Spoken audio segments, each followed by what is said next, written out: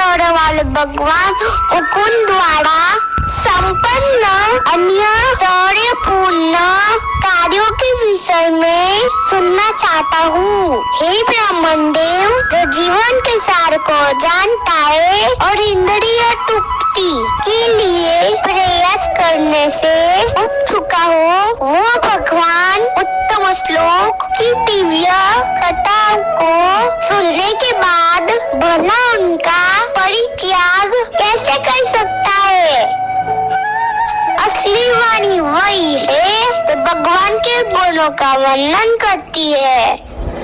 असली हाथ वे है जो उनके लिए कार्य करते हैं। असली वन वह है जो प्रत्येक जड़ चेतन के भीतर निवास करने वाले उन भगवान का सदैव स्मरण करता है। और असली कान वे है जो निरंतर उनकी पुण्य कथाओं का श्रवण करते हैं। वास्तविक सिद्ध वही है जो जड़ चेतन के बीच भगवान की अभिव्यक्तियों को नमन करता है। असली आँखें वे है जो एकमात्र भगवान का दर्शन करती है। और असली अंग वे है जो भगवान या उनके भक्तों के चरणों को पड़कने से प्राप्त जल का नियमित रूप से आदर करते हैं। हे राजा, मैं श्रेष्ठ राजन परीक्षित, मैं तुम्हें सुदामा ब्राह्मण के साथ भगवान श्री कृष्ण मिलन सुनाता हूँ। भगवान कृष्ण का एक बहुत अच्छा ब्राह्मण मित्र था। उनका नाम सुदामा था। एक पूर्ण ब्राह्मण के रूप में वह आध्यात्मिक ज्ञान में बहुत बुद्धिमान थे और भौतिक आनंद से बिल्कुल भी आसक्त नहीं थे। इसलिए वह बहुत शांत थे और उन्होंने अपने इंद्रियों को वश में कर लिया था, जो कि वो एक गृहस्थ थे। वह सुखपूर्वक जीवन जीने के लिए धन एकत्रित करने में व्यस्त नहीं थे, इसलिए अपने भाग्य में जो भी धन आता था उसमें वो संतुष्ट थे।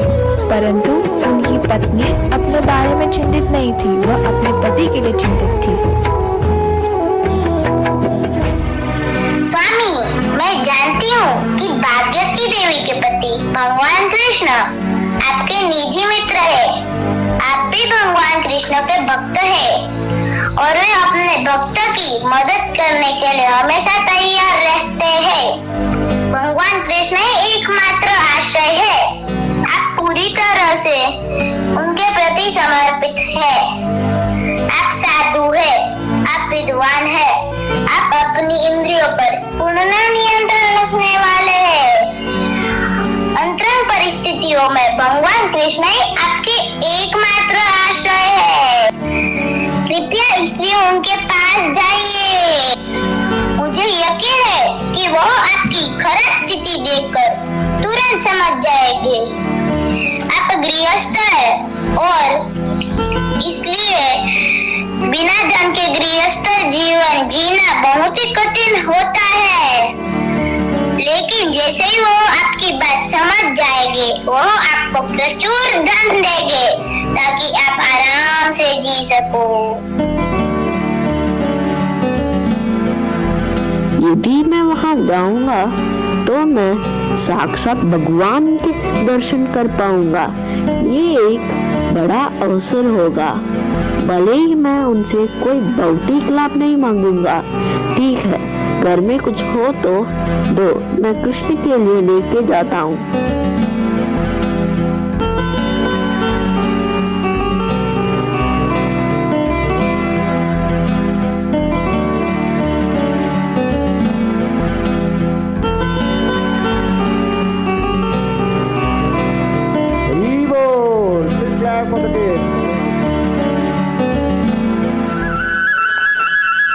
जब भगवान कृष्ण के ब्राह्मण मित्र वहां गए तो उन्हें अन्य ब्राह्मणों के साथ 3 सैन्य छावनियों से गुजरना पड़ा। प्रत्येक शिविर में बहुत बड़े बड़े द्वार थे और उसे उनमें से होकर गुजरना भी पड़ता था।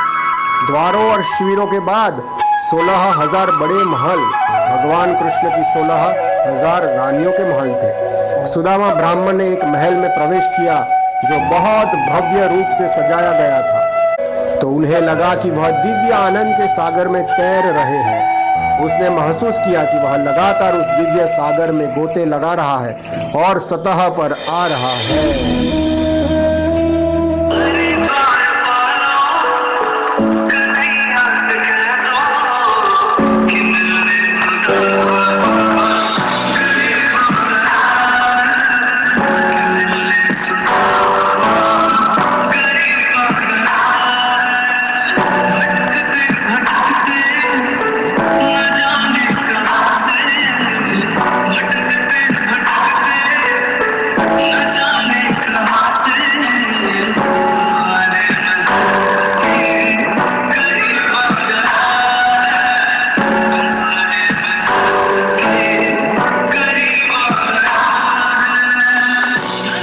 कौन हो तुम और कहाँ घुसे जा रहे हो?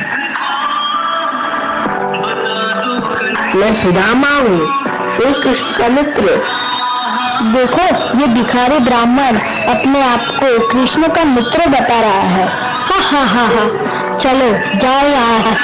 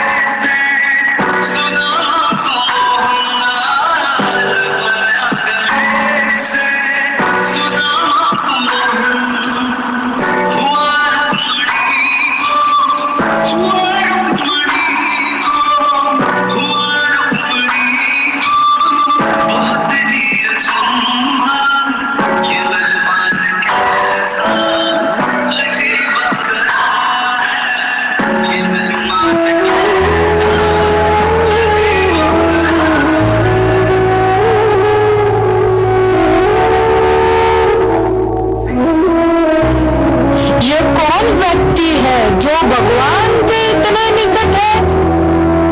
देखो, भगवान उनकी कैसे सेवा कर रहे हैं।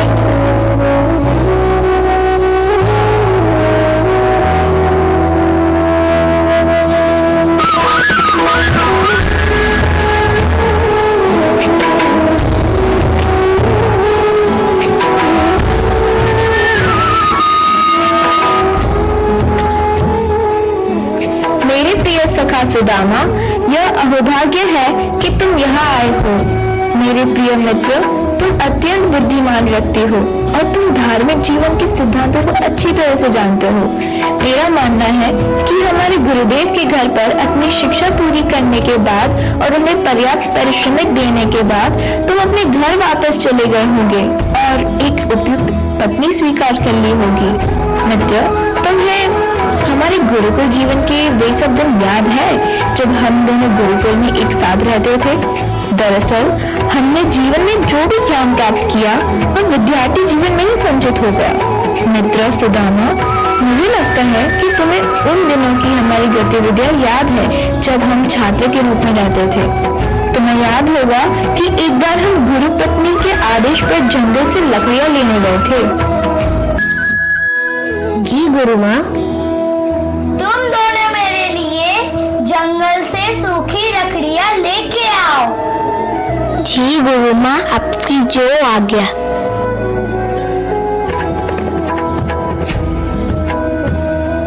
कृष्णा, देखो, हम घरे जंगल पे आ गए। हम रास्ता भटक गए। अब क्या होगा? डरो मत सुदामा, हम शीघ्र ही गुरुकुल पहुंच जाएंगे।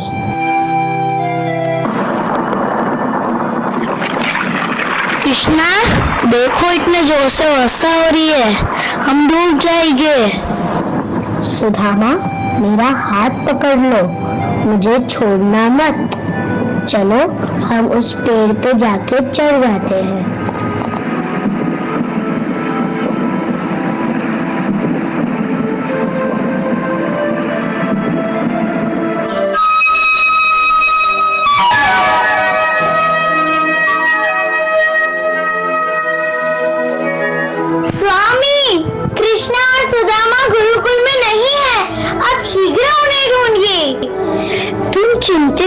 हो, मैं उन्हें शीघ्र ही ढूंढता हूँ।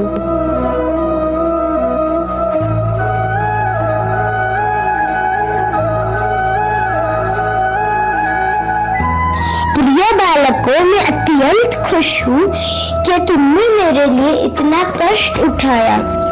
मैं तुम्हें आशीर्वाद देता हूँ कि तुम्हारी सारी मनोकामना पूर्ण हो।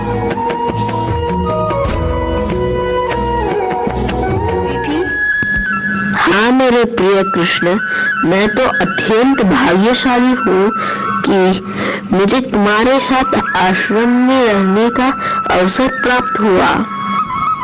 अच्छा, तुम मुझसे मिलने आए हो तो मेरे लिए क्या लाए हो मित्र? मैं इतना तुच्छ वस्तु कैसे कृष्ण को अर्पित कर सकता हूँ? ये क्या है? ओह चावल, इतना तो ना कि मुझे पर पूरे ब्रह्मांड को संतुष्ट कर देगा। हे प्राणनाथ, बस कीजिए।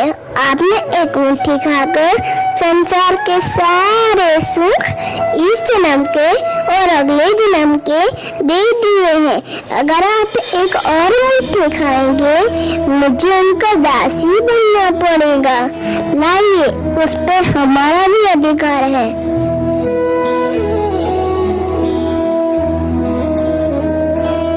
कृष्ण, मुझे आज्ञा दीजिए। अब मैं अपने घर वापस लौट रहा हूँ। मैं आपका आभारी हूँ। धन्यवाद कृष्ण।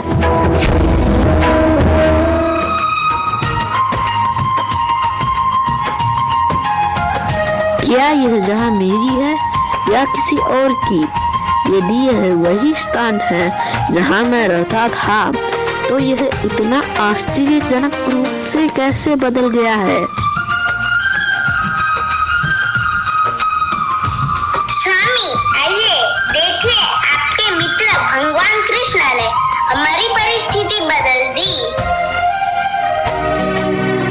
मैं अपने जीवन के आरंभ से ही अत्यधिक दरिद्र हूँ, तो इतने बड़े और अचानक ऐश्वर्य का क्या कारण हो सकता है? मुझे अपने मित्र यदुवंश के मुख्य भगवान कृष्ण की दयालु हस्ती के अलावा कोई अन्य कारण नहीं दिख रहा है। निश्चय ही ये भगवान कृष्ण की अहेतुकी कृपा के उधार है। मैं इसका एक उदाहरण हूँ। मैंने बस उन्हें चावल का एक टुकड़ा दिया और बदले में उन्होंने मुझे स्वर्ग के राजा से भी अधिक ऐश्वर्य दिया। मैं भगवान कृष्ण की मित्रता पाने और उनके सेवा में संलग्न होने की प्रार्थना करता हूँ और जीवन पर्यंत प्रेम और स्नेह में उनकी प्रति पूरी तरह से समर्पित होने की प्रार्थना करता हूँ। मुझे कोई ऐश्वर्य नहीं चाहिए। मैं केवल यही चाहता हूँ कि उनकी सेवा को ना भूलूं। मैं बस यही चाहता हूँ कि उनके शुद्ध भक्तों के साथ जुड़े रहने के लिए मेरा मन और गतिविधियां हमेशा उनकी सेवा में लगी रहे।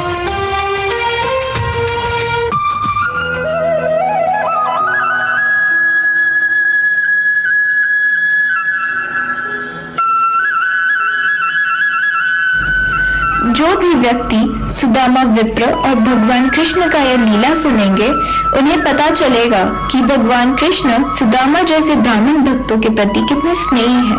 इसलिए जो कोई भी इस लीला को सुनता है, वह धीरे धीरे सुदामा विप्र के समान योग्य हो जाता है और इस प्रकार वह भगवान कृष्ण के आध्यात्मिक साम्राज्य में स्थानांतरित हो जाता है।